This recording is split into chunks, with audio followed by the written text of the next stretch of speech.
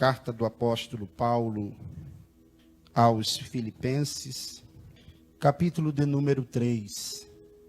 O texto nos informa dizendo: Resta, irmãos meus, que vos regozijeis no Senhor. Não me aborreço de escrevermos as mesmas coisas, e é segurança para vós.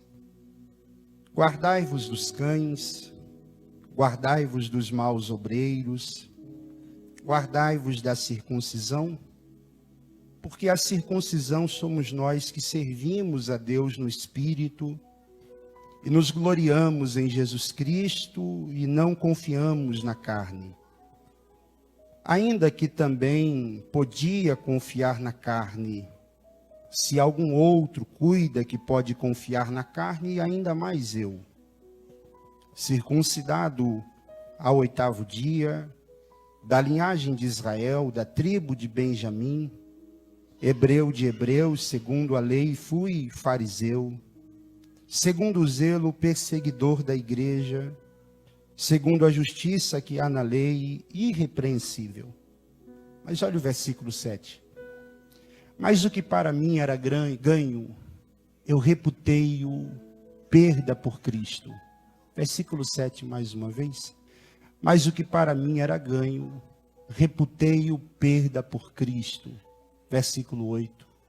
E na verdade, tenho também por perda todas as coisas pela excelência do conhecimento de Cristo Jesus, meu Senhor, pelo qual sofri a perda de todas estas coisas e as considero como escória para que possa ganhar a Cristo. Você crê na Bíblia? Diga amém. Queridos irmãos, este texto, esta mensagem, esta palavra, ela já vem queimando o meu coração por quase que 4 meses. A carta que o apóstolo Paulo escreve à igreja em Filipos, ela ocupa uma posição naquilo que nós conhecemos como cartas da prisão. O que chama-nos a atenção é que o apóstolo Paulo, por volta do ano 62 depois de Cristo, está preso em Roma, como nos informa o 1º capítulo desta carta. E a Bíblia informa-nos que Paulo, mesmo encarcerado, preso, subjugado pelos líderes ou o Império Romano, passa a escrever esta carta. A cidade de Filipos, que é a localidade para a qual Paulo direciona esta carta, ela possuía uma enorme importância quanto ao seu contexto histórico. Ela era uma colônia romana, na região da Macedônia, e era habitada por uma grande parte de cidadãos romanos, dos quais muitos destes homens eram conhecidos como veteranos de Roma. Não somente veteranos da cidade, mas também veteranos da guerra, e por que não dizer pessoas de um cunho muito importante, não somente isso, mas também influenciadas pela cultura de um modo romano. Esta sociedade, ela palmilhava muito a questão das honrarias. A cidade de Filipos, ou a localidade em que estes irmãos estão dentro da sua cultura, ela evoca muito sobre essa ideia das honras, as honrarias, o reconhecimento. O apóstolo Paulo, ele vai traçar uma das ideias que eu considero como que por demais importantes ao escrever esta carta, e não somente o capítulo de número 3, mas a carta de um modo geral. Ela alcança o nosso coração pela grandiosidade desta carta. Paulo está em uma situação de prisão. Paulo não está livre. Paulo não está na igreja dos seus dias. Paulo não desfruta da liberdade que por outros momentos ele desfrutara. Paulo está preso, recluso, e Paulo sabe muito bem qual o caminho ou qual o fim que o aguarda.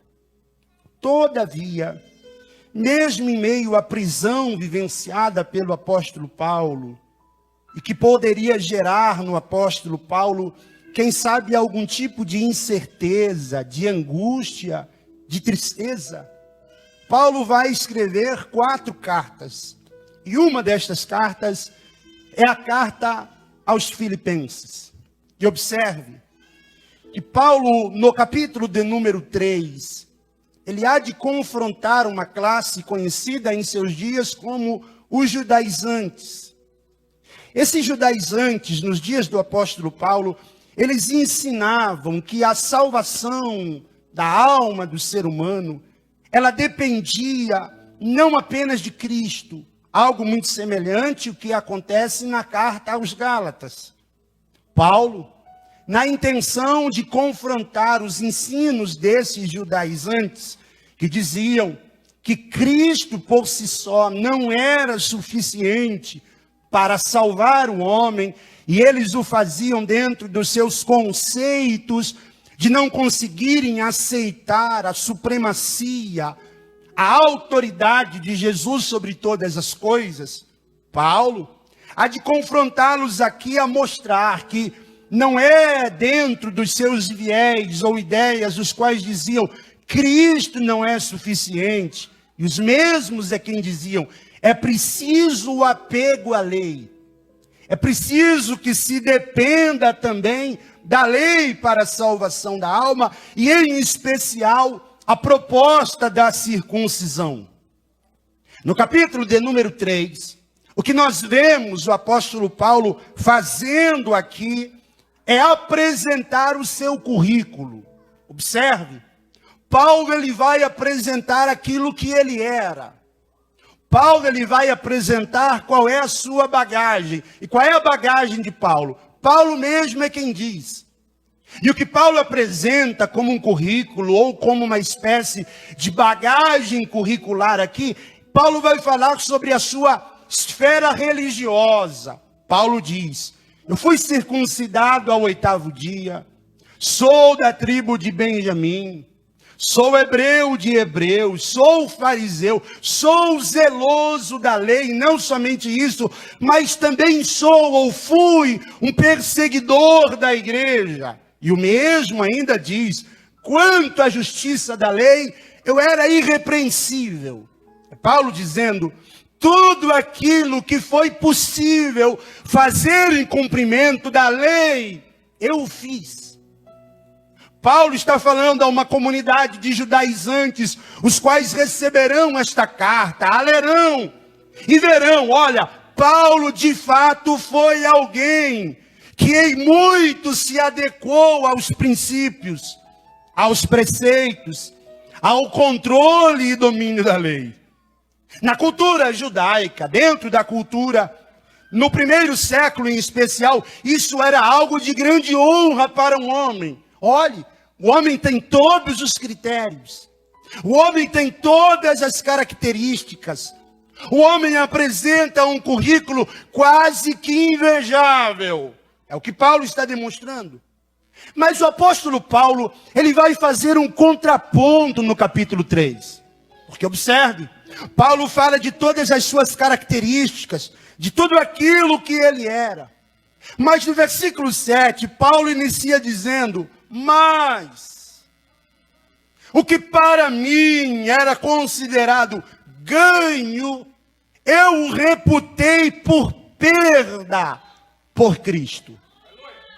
O que me chama a atenção é Paulo como se fosse uma espécie de balança de 2 pratos, em que Paulo coloca todo o seu currículo, toda a sua conquista, todo o seu avanço, todo o seu desenvolvimento, todos os privilégios que ele pôde alcançar como um ser humano.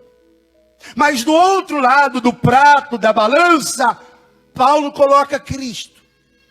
E o que Paulo vai fazer aqui é demonstrar que nada, absolutamente nada daquilo que Paulo foi, que Paulo teve, que Paulo conquistou, que Paulo alcançou, pode se comparar com o encontro que ele teve com Cristo Jesus. Após o apóstolo Paulo se encontrar com Cristo, no caminho de Damasco, em Atos dos Apóstolos, capítulo de número 9, Paulo percebe, Marcos, que todos os privilégios que ele pôde alcançar, que todas as bagagens que a vida pôde proporcionar a ele, era insuficiente perto da grandiosidade que ele descobriu em Cristo Jesus. Observe, o que Paulo está dizendo aqui de forma literal é: quando eu conheci a Cristo, quando eu tive um encontro com o Senhor, a contabilidade da minha vida mudou. Porque tudo aquilo que eu considerava como lucro, a minha origem, a minha formação, a minha instrução, o meu conhecimento, a minha religiosidade, os meus recursos, os meus títulos, a minha vaidade pessoal. Quando eu encontrei com Cristo, eu vi que isso de nada vale, porque Cristo é o maior lucro da minha vida.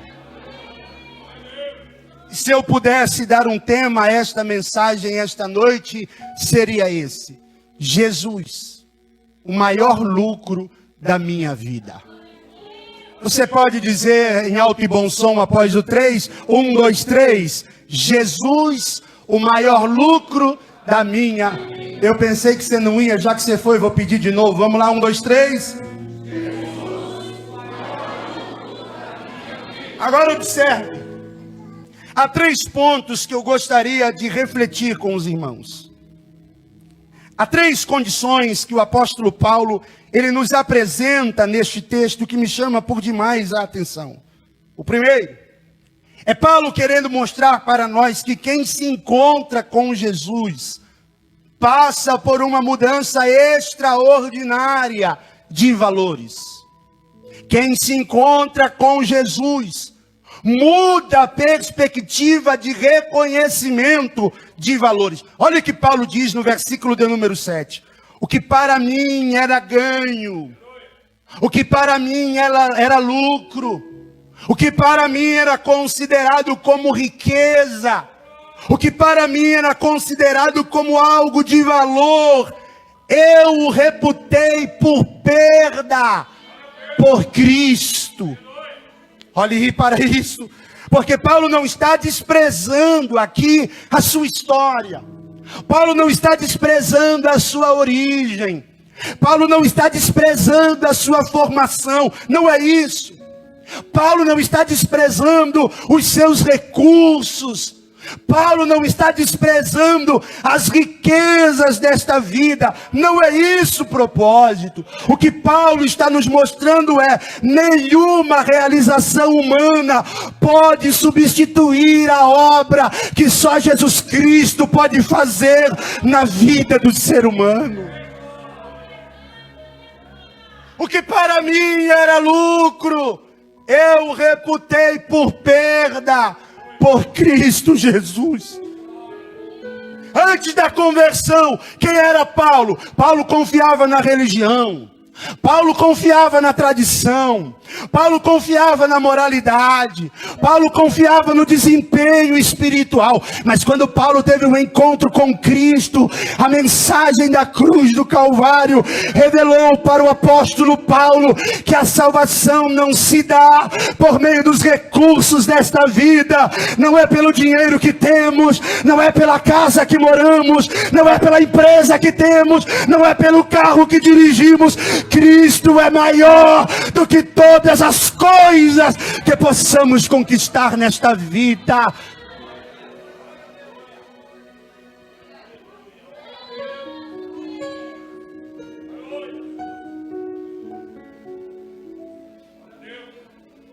E isso me leva a pensar, e hoje eu pensei demais, hoje eu refleti demais, E eu comecei a perguntar a mim mesmo, enquanto eu meditava nesta palavra e dizia: Deus, o que é que o Senhor tem para nós nesta noite? E o que o Senhor ministrou ao meu coração, e eu serei fiel a cada palavra que está minando na minha alma. O que o Senhor trouxe ao meu coração foi: qual foi o impacto que Jesus causou na nossa vida quando nós o encontramos. Porque a grande verdade é que se nós encontramos com Cristo, mas as coisas desta vida continuam sendo mais importantes que Ele, talvez a gente não tenha o encontrado de verdade, porque ninguém que encontrou o Cristo da cruz do Calvário consegue manter uma vida pautada nos recursos desta vida. Até depende, mas sabe, é dele todas as coisas. É ele que mudou a nossa mentalidade. Sem ele nada tem sentido. Cristo muda os valores da nossa alma.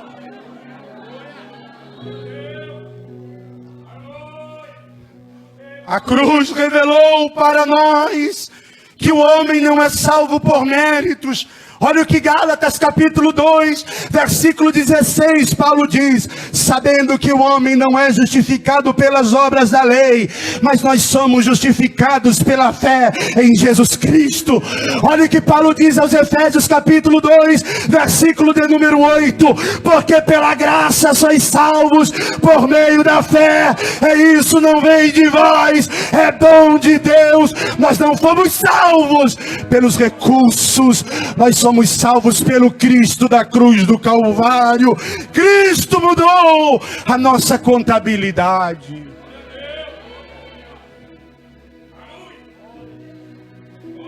Quem teve um encontro com Cristo não vive dominado pelo domínio do dinheiro, não vive dominado pelo carro, pela casa. Não estou fazendo apologia à riqueza. É a Bíblia que diz que Deus tem o melhor da terra para o seu povo. Mas a grande verdade é, quando nós encontramos com Cristo, nós entendemos: pode faltar o dinheiro, não pode faltar Cristo.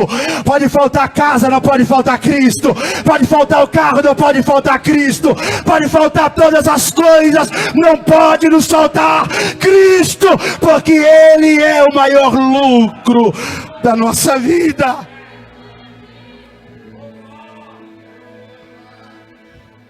Você sente Deus nesta casa? Diga glória a Ele.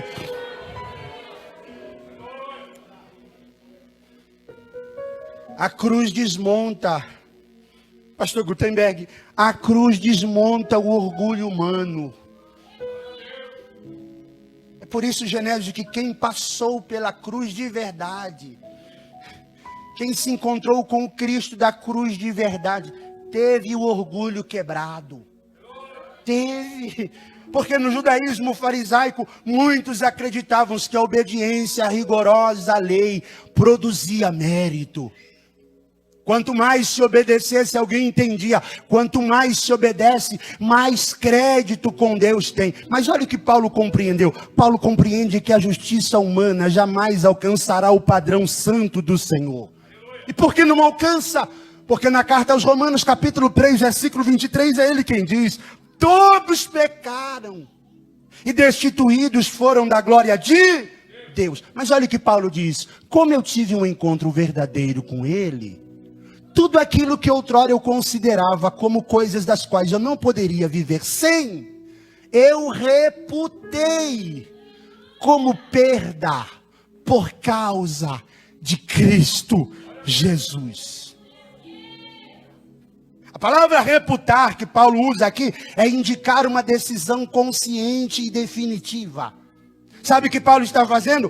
Paulo está fazendo uma avaliação. Tudo à luz da eternidade. Quando Cristo está no centro, o ego perde o trono. O dinheiro perde o trono. A riqueza perde o trono. A fama perde o trono. A vaidade perde a força. O orgulho religioso cai. E a graça, a qual o apóstolo Paulo disse, ela superabunda e se torna diferença na nossa vida, porque ela é suficiente. Ouça-me, por favor, porque o evangelho não é uma forma de melhorar o nosso caráter moral, irmão. Não é isso. A proposta do evangelho não é melhorar a nossa moralidade. A proposta do evangelho é transformar-nos de forma completa, desde a nossa natureza até a nossa confiança em Deus, ao passo que possamos dizer, como disse o salmista: o Senhor é meu pastor, Ele não me faltará. Pode faltar tudo, mas a maior riqueza ainda é Cristo Jesus. A sua segunda carta aos Coríntios, capítulo 5, versículo 17. Olha o que Paulo diz: assim, se alguém estar em Cristo, nova criatura, diga comigo, diga, quem se encontrou com Cristo é novo de novo. Isso, e olha o que o texto diz: as coisas velhas se passaram, a religiosidade passou. É por isso que tu não anda de joelho mais pagando voto para ninguém, porque tu teve um encontro com Cristo na cruz do Calvário. É por isso que tu não anda mais no domínio da cachaça. É por isso que o teu dinheiro não é tudo. É por isso que a tua casa não é tudo. É por isso que essa vida não é tudo. Tudo se passou. Nós vivemos algo novo a partir de Cristo, porque Cristo mudou os valores da nossa vida. Paulo diz: eu reputei por perda todas as coisas pela excelência do conhecimento de Cristo Jesus. O termo conhecimento que Paulo utiliza aqui é algo que vai além do conhecimento intelectual. Paulo está se referindo a um relacionamento pessoal com Deus, com Cristo. É uma comunhão viva, é uma experiência nutrida de forma íntima. Paulo não está falando aqui da religião institucional. Paulo está falando de uma comunhão como uma pessoa viva. Paulo dizendo: quem eu encontrei foi superior a tudo que eu já tive até hoje. Ao passo que Paulo está dizendo: por causa desse conhecimento, toda a minha bagagem, tudo que eu tinha, eu abri mão para viver para Ele, para a glória dEle.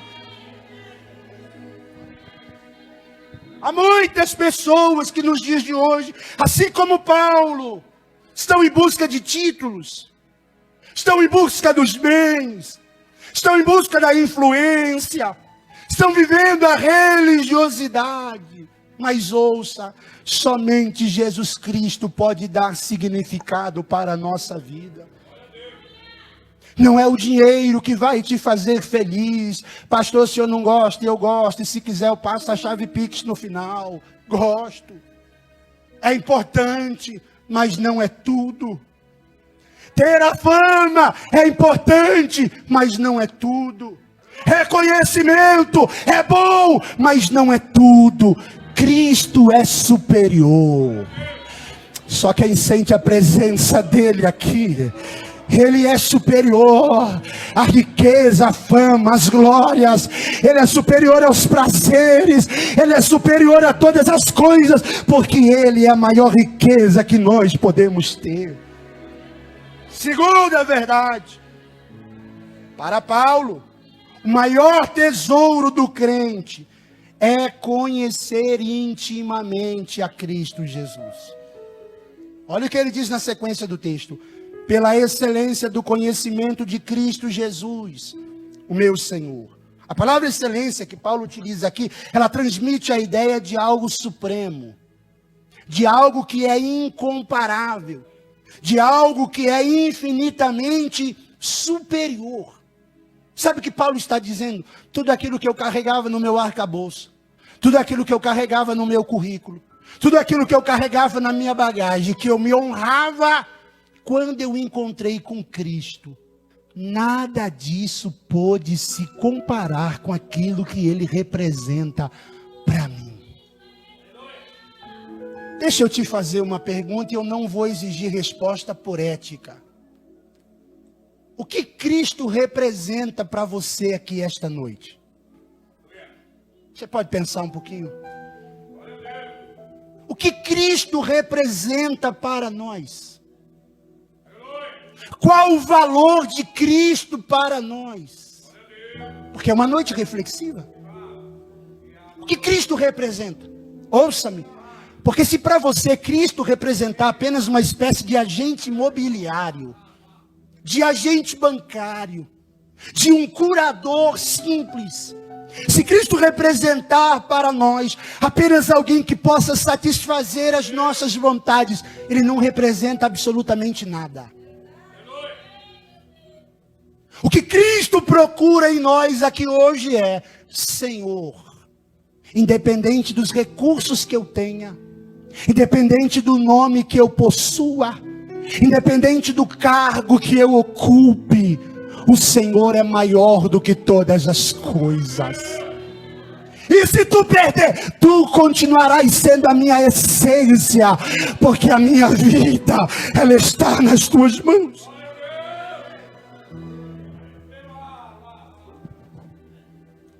Paulo, enquanto judaizante, enquanto fariseu, Paulo pensava que Cristo fosse apenas a doutrina correta. Mas quando Paulo teve um encontro com ele, Paulo entendeu que Jesus é o maior tesouro que o homem pode ter. Eu disse há pouco aqui, irmão, tem gente brigando por cargo. Tem gente se chateando por coisas dessa terra. Tem gente, irmão, que perde a paz por coisas tão efêmeras, tão banais, e deixa de considerar que maior do que o título que às vezes alguém não reconheceu na nossa vida, é a riqueza que nós temos, Jesus.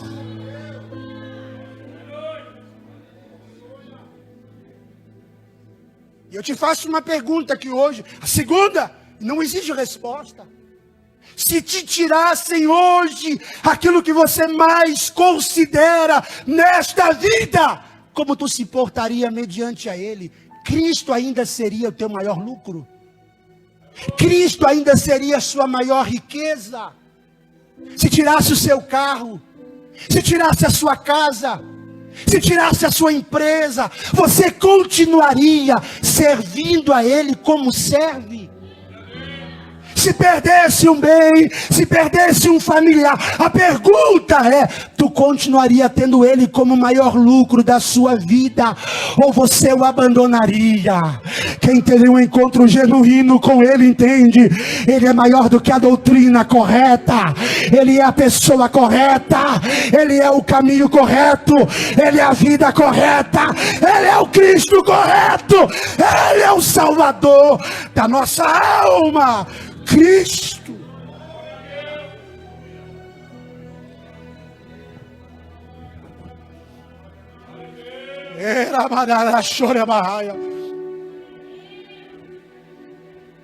Em Roma, a palavra Senhor, ela exibia a ideia de um título associado ao imperador.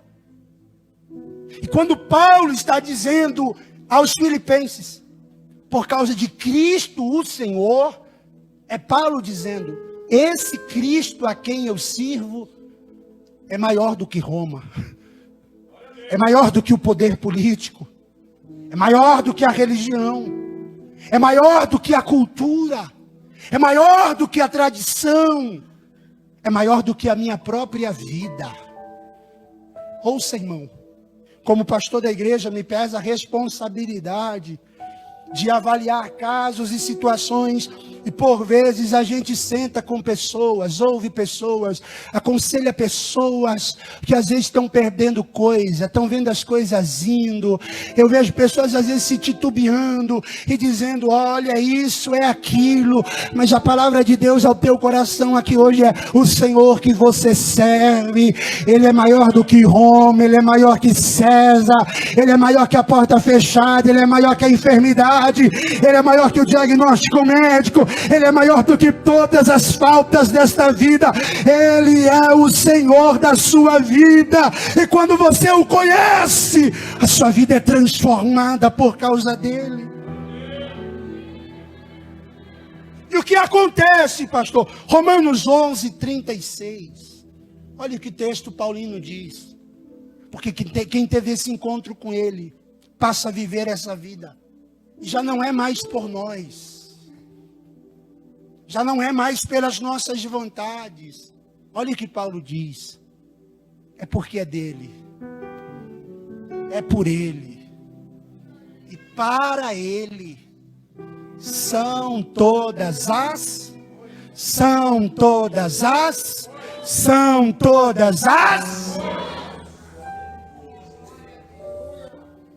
Deixa eu falar um negócio aqui dentro dessa palavra de Paulo. Tudo que você tem é dele, é por ele e para ele. Por isso glorifique, pois, a ele para sempre, amém.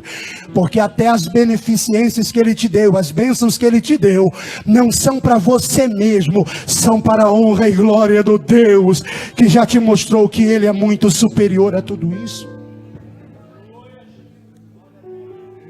Conhecer a Jesus muda as nossas prioridades. Conhecer a Jesus muda a nossa identidade. Conhecer a Jesus intimamente preenche os vazios que haviam na nossa alma.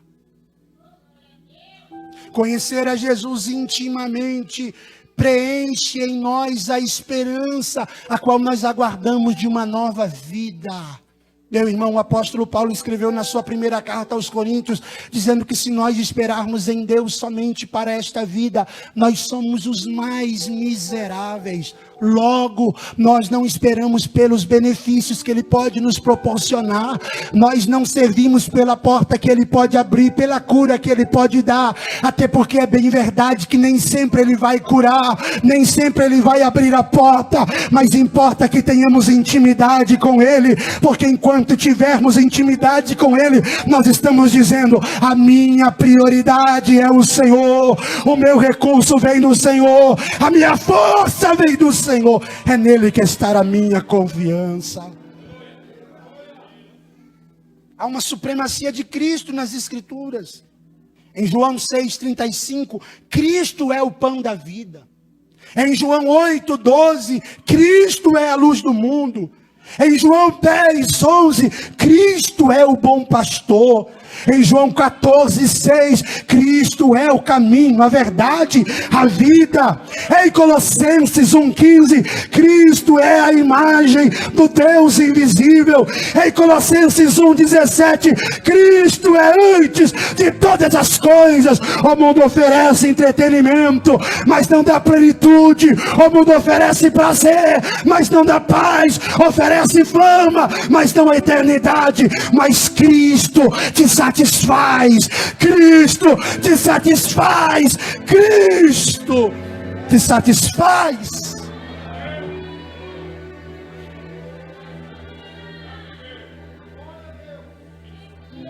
Salmo 42:2. Qual é o desejo que tem que haver em nós, pastor irmão? Você pode orar por bênção. Quem concorda comigo, diga amém. Deus abençoa, irmão. Abençoa, a gente ora, a gente clama, a gente pede. Mas qual é o desejo que Deus quer encontrar em nós? Olha o texto. A minha alma tem sede de Deus. Vou repetir o texto. A minha alma tem sede de Deus. Eu pergunto a terceira, e não exijo resposta: do que a tua alma tem sede hoje? Pastor, a minha alma tem sede de ficar famoso, de acumular o 1º milhão, 2º milhão, 3º milhão, 4º milhão, 5º milhão, 10º milhão, 100º milhão. A minha alma tem sede de crescer, de prosperar, de avançar. A minha alma tem sede de eu me tornar um gerente, de eu derrubar o patrão e tomar empresa. A minha alma tem sede, Deus seu dono. Não, primeiramente, a minha alma tem sede de Deus. Do Deus vivo, não é qualquer Deus. A minha alma tem sede do Deus vivo. Olha o que o salmista diz: quando eu entrarei e me apresentarei ante a face de Deus. É o caminho da intimidade. O que Cristo espera daqueles que tiveram encontro com Ele, que antes de nós termos qualquer outra vontade, a nossa vontade primeiramente seja estar diante da presença do Deus que nos salvou, porque foi Ele que nos resgatou.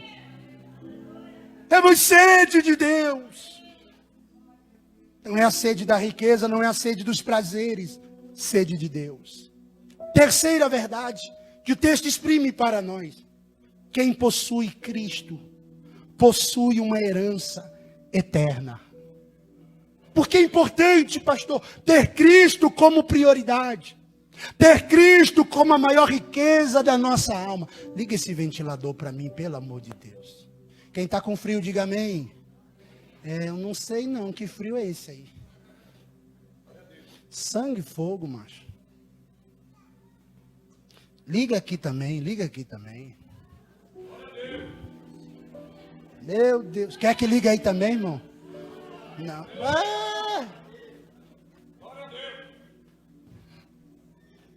Terceira verdade. Quem tem Cristo possui uma herança eterna. Agora deu frio. Olha o que Paulo diz no versículo de número 8. Na verdade, tenho também por perda todas as coisas, pela excelência do conhecimento de Cristo Jesus, meu Senhor, pelo qual sofri perda de todas estas coisas. Agora olha a expressão. E as quais considero esterco, para que possa ganhar a Cristo. Olha o que Paulo está dizendo. Eu considero tudo aquilo que eu já conquistei na vida esterco. Irmão, qual o valor do esterco, irmão? Com exceção para quem trabalha com adubo, né? Mas aqui alguém já foi, é claro que no açougue não vai ter, né? Mas tu já foi, eu quero 1 quilo de esterco, para levar para casa. Para quê? Para deixar lá na minha estante. Eu quero guardar, eu quero armazenar. Alguém aqui armazena? Qual o valor do esterco? Qual o valor do esterco? Diga comigo, 0. Paulo está dizendo, todo o meu currículo eu considerei como 0. Qual o valor, Paulo? Nada. Seu nome, Paulo, vale nada. Seus títulos, Paulo, vale nada. Não menosprezando, mas seus dons, Paulo, vale nada. Suas habilidades, vale nada. Seu carro, vale nada. Seu dinheiro, vale nada. Sua influência, vale nada. Sua empresa, vale nada. Sua oratória, vale nada. E o conhecimento, também não. Teu nome na calçada da fama, vale nada. E o que é que vale, Paulo? Eu abri mão de tudo.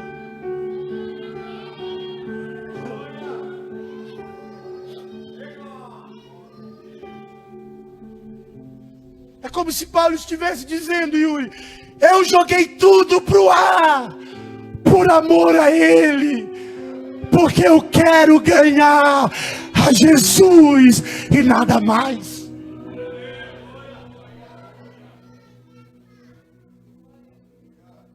Eu vou entrar numa palavra do próprio Cristo. Porque quem encontra Cristo de verdade encontra a salvação eterna, sim ou não? Mas foi Jesus quem disse que adianta o homem ganhar o mundo todo. De que adianta, irmão, às vezes a gente como crente ficar brigando por posição, por nome, por título, por oportunidade, e Cristo dizendo, eu quero ser a prioridade na sua vida. É o Senhor dizendo, abra mão do ego, do orgulho, da vaidade pessoal, dos títulos, das honras, e diga, o que eu quero é Cristo, é Cristo, é Cristo. Eu quero Cristo.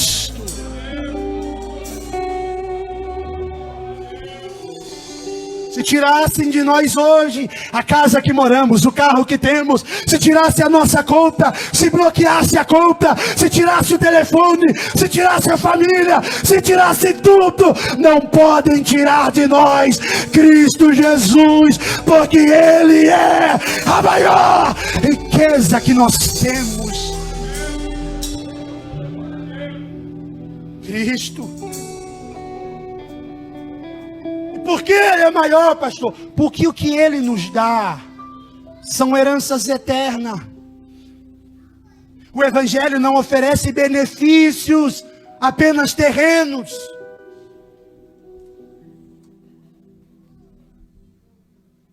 O Evangelho gera para nós reconciliação com Deus. Cristo proporciona para nós redenção. Na carta de Paulo aos Efésios, capítulo 1, versículo 7, Paulo fala sobre a redenção. Olha o que o texto diz: em quem temos a redenção pelo seu sangue, a remissão das ofensas, segundo as riquezas da sua graça. Teu dinheiro não podia pagar a redenção dos teus pecados. Nosso carro não poderia pagar a redenção dos nossos pecados.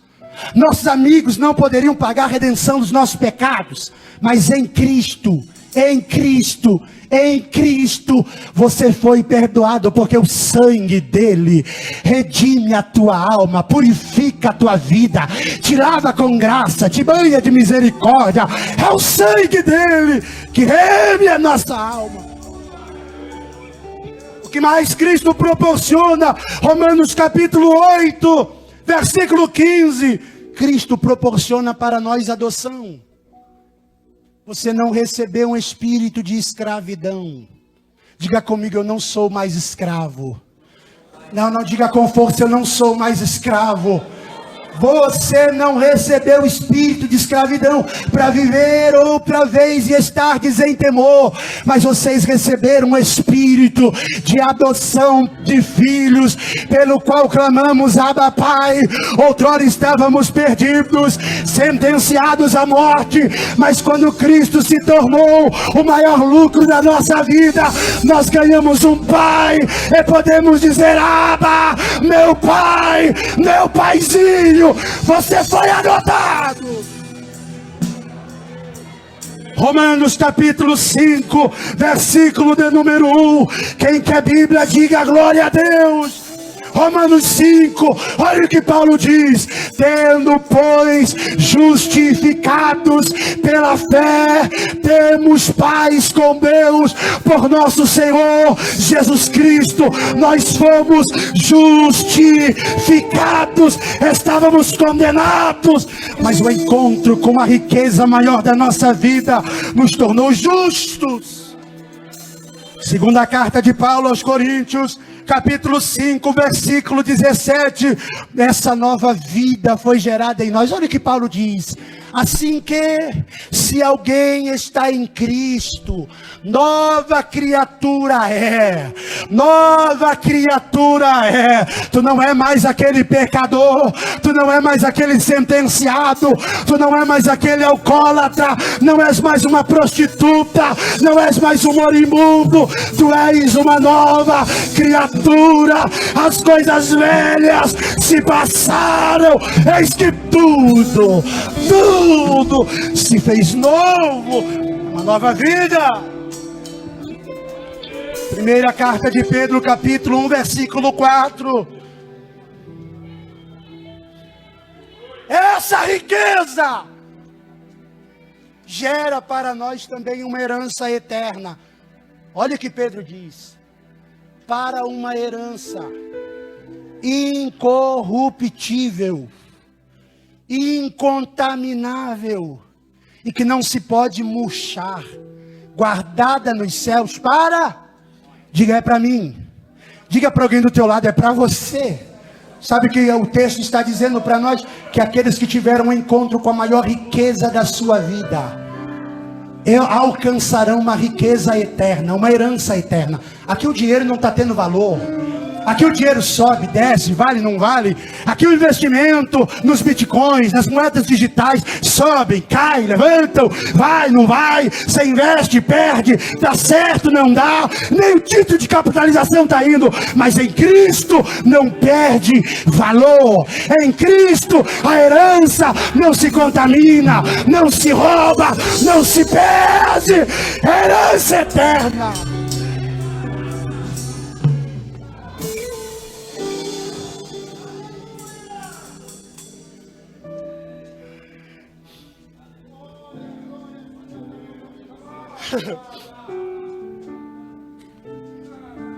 Meus irmãos,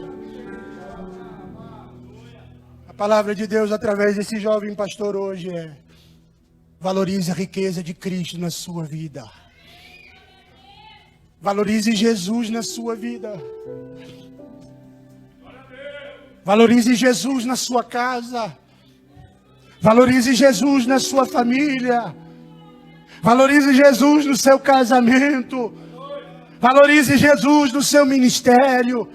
Porque todas as coisas podem passar, mas Cristo permanece para sempre em nossas vidas. Paulo aprendeu isso na prática. E quando Paulo aprende? Preso, sofrendo perseguição, perdido a posição social, enfrentava oposição constante. Mesmo assim, Paulo está dizendo: Cristo vale mais. Cristo vale mais. Eu não sei o que você perdeu, o que eu sei é que Cristo vale mais. Eu não sei o que te falta, o que eu sei é que Cristo vale mais. Eu não sei quais são as suas dores e os seus traumas, o que eu sei é que Cristo vale mais. Eu não sei quem te traiu, quem te ofendeu, quem te difamou. O que eu sei é que Cristo vale mais. Eu não sei quem te abandonou, quem te virou as costas. O que eu sei é que Cristo vale mais. Eu não sei aonde dói, o que eu sei é que Cristo vale mais. Eu não sei o que está faltando lá na tua casa. O que eu sei é que Cristo vale mais. E quem tem Ele como prioridade vai provar do cuidado dEle, vai provar da provisão dEle, vai provar da bênção dEle, porque Ele é a nossa maior riqueza. Cristo vale mais. Cristo vale mais. Cristo vale mais. Cristo vale mais. Cristo vale mais. Cristo vale mais. Você pode esteja em pé comigo, por gentileza. Concluo com Romanos 8:18. Quem ouviu a voz de Deus aqui, diga amém.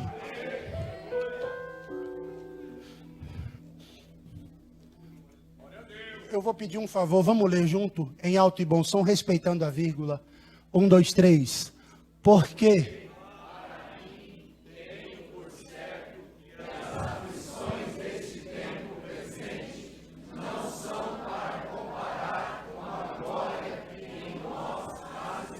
dá para ser melhor, vamos encher o peito, porque é a promessa de Deus para nós. 1, 2, 3. Porque para mim tenho por certo que as aflições deste tempo presente não são para comparar com a glória que em nós receberemos. E se você acredita nessa promessa de Deus, levante a sua mão e glorifique Ele. Você pode perder os bens, mas você não pode perder a esperança em Cristo Jesus. Você pode estar enfrentando lutas aqui hoje, mas você não vai perder a paz. Você pode estar passando pelo vale, mas você não vai perder a presença de Deus. Você pode estar perdendo recursos, condições, oportunidades. Pode ser que algumas coisas foram embora, mas o Senhor está dizendo: eu não faltarei na tua vida. Eu não faltarei na tua casa. Eu não faltarei na tua família. Eu não faltarei no teu casamento. Eu não faltarei no teu celeiro. Eu não faltarei. Eu trarei o milagre. Eu trarei a glória. A glória será maior. A provisão será maior. Só quem recebe. Só quem recebe.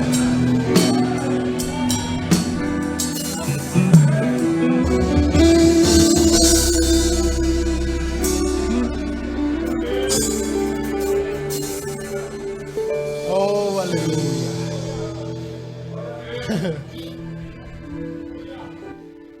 Convite de Deus aqui hoje é que declaremos uma vez mais: Senhor, Tu és a minha maior riqueza.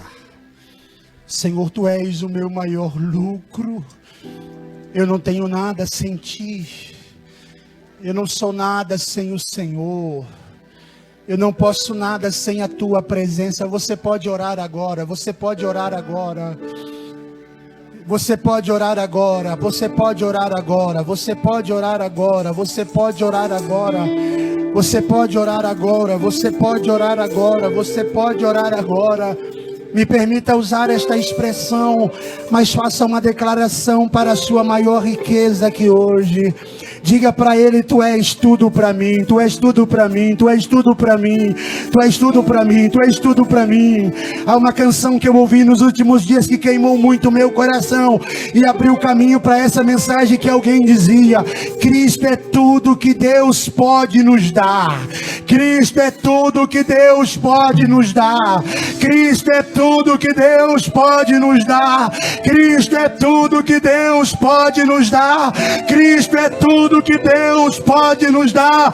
Receba a presença de Cristo, receba a paz de Cristo, receba o renovo de Cristo, receba o consolo de Cristo, receba a cura de Cristo, receba a glória de Cristo, receba a unção de Cristo, receba o milagre de Cristo, receba a provisão de Cristo, de Cristo, de Cristo, de Cristo.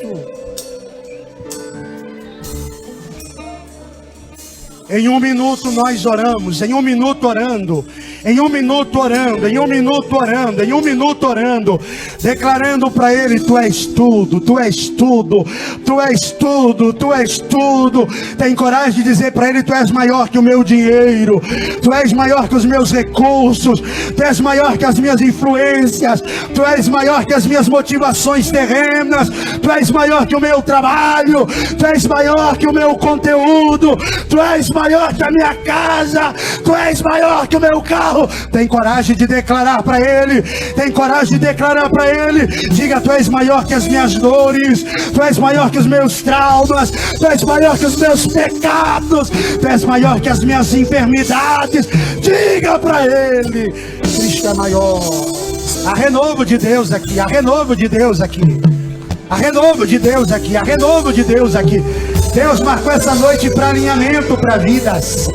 Deus marcou essa noite para trazer você para a presença, para dizer: serei maior do que tudo, serei maior do que tudo, serei maior do que tudo. Seja tocado por Ele agora, seja cheio da graça que só Ele pode dar agora. Se você pode, adore. O Senhor está falando comigo que é um tempo de cura aqui, e eu preciso ser sensível ao que Deus está dizendo. Quem sabe as dores, os traumas, as rejeições, as dificuldades te levaram a perder o foco de Cristo. Mas o Senhor está dizendo: hoje eu volto a ser o centro da sua vida. Não haverá crise grande demais, não haverá dor grande demais, não haverá dificuldade grande demais, não haverá trauma grande demais. Cristo é maior.